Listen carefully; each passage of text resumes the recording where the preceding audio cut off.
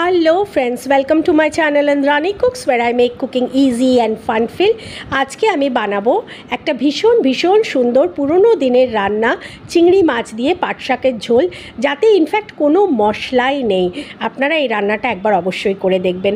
কড়াইটা বেশ ভালো করে গরম করে নিলাম। গরম করে নিয়ে এর মধ্যে আমি 1.5 চামচের মতন সর্ষের তেল দেব।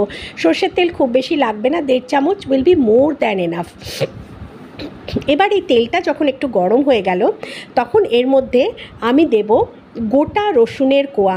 আপনারা ইচ্ছে করলে রসুনটা একটু থেঁতো করে দিতে পারেন, কিন্তু আমি যে দিদার কাছ থেকে এই রান্নাটা শিখেছি সে কিন্তু আমাকে গোটা রসুন দিয়েই শিখিয়েছে। আমি এক্স্যাক্টলি সেই দিদার মতন করেই রান্নাটা করার চেষ্টা করছি। এটা অনেক পুরনো দিনের রান্না, একবার চেষ্টা করে দেখবেন আপনারা। রসুনের কোয়াগুলো দিয়ে দিলাম, দিয়ে এবার এই রসুনটাকে আমি ভাজবো যতক্ষণ না এটা কাঁচা ভাবটা চলে যাচ্ছে আর ওপরে একটা হালকা পাতলা একটা লেয়ার মতন পড়ে যাচ্ছে, ততক্ষণই ভাজবো। খুব বেশি লালচে বা ব্রাউন করে ফেলবো না এটাকে। এবার এটা ভাজা হয়ে গেলে পারে এর মধ্যে মোটা মোটা করে কেটে রাখা, আমার ভাজা হয়ে গেছে দেখুন বন্ধুরা, মোটা মোটা করে কেটে রাখা পেঁয়াজ দেব। পেঁয়াজটা যেন একটু মোটা করে কাটা হয়। আমি এখানে একটা বড় পেঁয়াজের অর্ধেক নিয়েছি, অর্ধেক নিয়ে সেটাকে আমি মোটা মোটা করে কুচিয়েছি।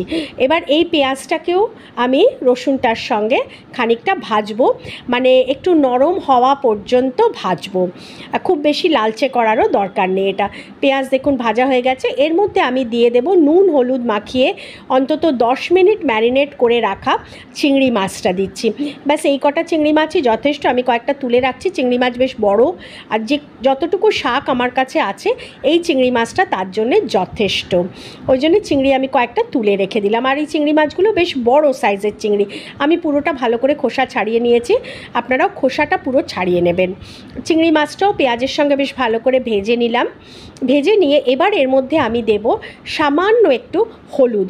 অলরেডি চিংড়ি মাছে আমাদের হলুদ দেওয়া আছে, সেই জন্যে হলুদটা খুব বেশি দেওয়ার দরকার নেই। অল্প 1/4 টিস্পুন ফুল হলুদ দিলেই হবে।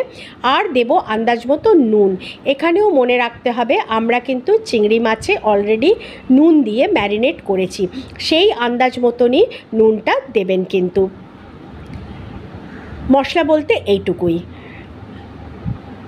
আর দিয়ে দিলাম কটা চেরা কাঁচা লঙ্কা।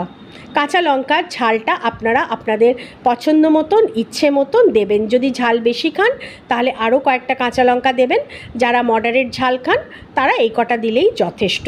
আর যারা একদমই কম ঝাল খান তারা একটা কাঁচা লঙ্কা ফাটিয়ে দিয়ে দেবেন। ভালো করে ভেজে নেব পুরোটা,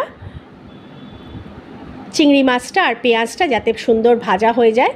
চিংড়ি মাছ ভাজতে বেশি সময় লাগে না। এইবার আমি দিয়ে দিলাম ধুয়ে বেছে রাখা পাট শাক। আমি পাট শাকে শুধু একটা একটা করে পাতা নিয়েছি, গোটা গোটা পাতায় দিয়েছি। অনেকে ইচ্ছে করলে পাতাগুলো কুচিয়ে দেন, কুচিয়ে দিতে পারেন, কারণ পাট শাক ভীষণ পিছল হয়, কুচলে পারে না, আরও বেশি পিছল হয়ে যায়। আমি ওই জন্য গোটা পাট শাকের পাতা ভালো করে ধুয়ে জল ঝরিয়ে রেখে তারপর আমি দিলাম। পাট শাক খুব নরম শাক, খুব তাড়াতাড়ি রান্না হয়ে যায়। বেশি নাড়াঘাটা না করে আমি এটা একটা ঢাকা দিয়ে দিলাম। 2 মিনিট এই ঢাকাটা থাকলেই দেখবেন পাট শাক পুরো নরম হয়ে গলে গেছে। 2 মিনিট পর আমি ঢাকাটা খুলবো, দেখুন পাট শাক একদম বসে নরম হয়ে গেছে।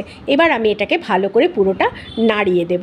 নাড়িয়ে দিয়ে এই পাট শাকের সঙ্গে চিংড়ি মাছটা আমি কিছুক্ষণ নাড়াচাড়া করে কষিয়ে নেব, যাতে পাট শাকের কাঁচা ভাবটা চলে যায়। পাট শাকের কাঁচা ভাব অলরেডি চলে গেছে, পাট শাক খুব অল্প সময়ে রান্না হয়ে যায়।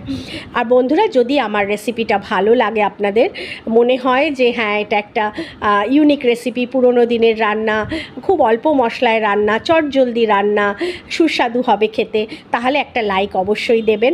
আর যে বন্ধুরা আজকে আমার চ্যানেলে প্রথম এলেন তাদের কাছে অনুরোধ থাকলো যে দয়া করে সাবস্ক্রাইব করবেন।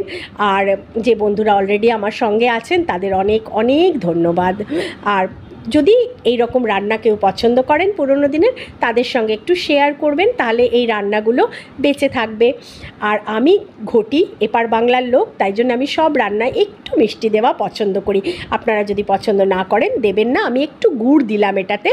যদি গুড় না থাকে একটু চিনি দিতে পারেন। আর যারা রান্নায় মিষ্টি পছন্দ করেন না তারা একদম বাদ দেবেন চিনিটা বা গুড়টা।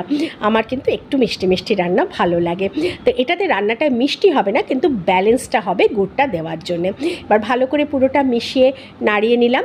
এইবার আমি এর মধ্যে দেব গরম জল। তার আগে দেব একটু আদা, আমি গ্রেট করে রেখেছি, সেই আদাটা গরম জল দেওয়ার পরপরই আদাটা আমি দিয়ে দেব।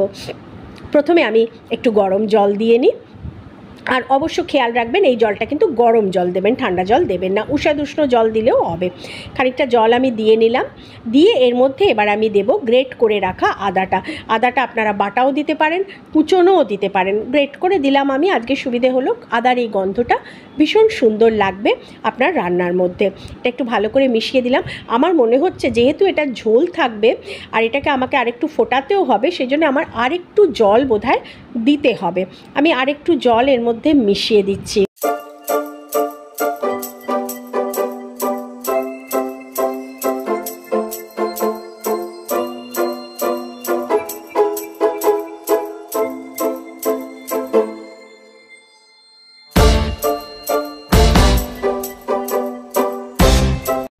এইবার এটাতে আমি ঢাকা দিয়ে 2 মিনিটের মতন এটা ফোটাবো মিডিয়াম ফ্লেমে। ফ্লেম খুব বেশি বাড়াবেন না, একদম কমিয়েও রাখবেন না।